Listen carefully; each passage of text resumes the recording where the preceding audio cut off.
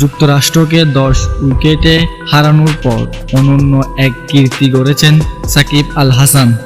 কাল যুক্তরাষ্ট্রের opener Andrés গাউসকে out করেন সাকিব, যেটি ছিল আন্তর্জাতিক ক্রিকেটে তার 700তম উইকেট।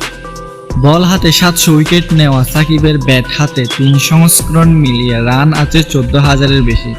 আন্তর্জাতিক ক্রিকেটে সব সংস্করণ মিলিয়ে 14,000 রান ও 700 উইকেটের ডাবল ছোঁয়া একমাত্র সাকিবের।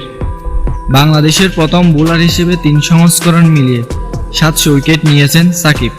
বাংলাদেশের অন্য কোনো বোলারের 400 উইকেটও নেই। দ্বিতীয় স্থানে থাকা পেসার মাশরাফি বিন মুস্তফা উইকেট 390টি। তৃতীয় সর্বোচ্চ উইকেট মুস্তাফিজুর রহমান 309টি।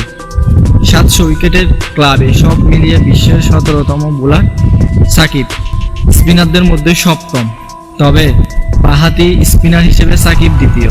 বাঁহাতি স্পিনার হিসেবে তার আগে এই কীর্তি করেছেন শুধুমাত্র ড্যানিয়েল ভিক্টোরি, তার উইকেট 705টি।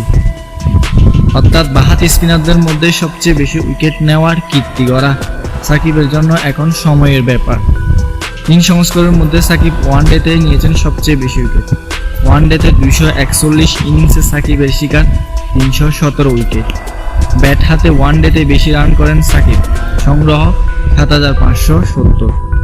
67 টেস্টে 123 ইনিংসে সাকিবের উইকেট 237টি। ব্যাট হাতে রান 4,505। আন্তর্জাতিক টি-20 সাকিবের উইকেট 146টি।